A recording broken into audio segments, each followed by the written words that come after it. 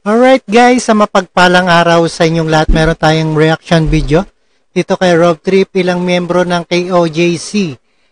Pinaghahandaan ng kasong isasampa sa mga PNP.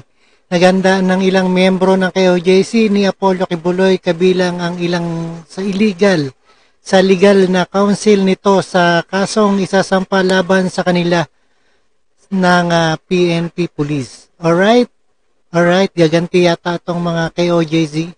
Alright, let's get on. Na ang ilang miyembro ng KOJC ni Apollo Kibuloy, kabilang ang ilan sa legal counsel nito sa mga kasong isasampa laban sa kanila ng Philippine National Police.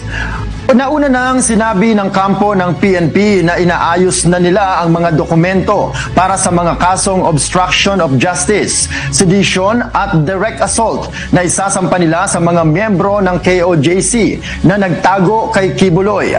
Humarang at nanakit sa mga pulis na maghahain ng arrest warrant sa religious leader. Ayon kay Attorney Israelito Torion, isa sa mga legal counsel ni Kibuloy, nakahanda silang harapin ang mga kaso kahit pa ang disbarment case na sinasabing maaaring maihain laban sa kanya at ginawa lamang niya ang kanyang tungkulin.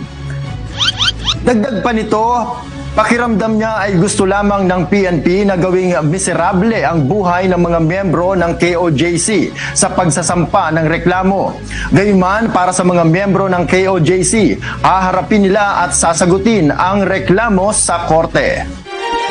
Alright, napanood nyo guys. Ayan, ano pa kayo dyan? Pabor pa kayo na kasuhan ng KOJC ng PNP? At maraming salamat sa panonood at pakikinig. Comment down below and don't forget to subscribe. Rob Trip. Alright, thank you so much sa inyong lahat. Peace out.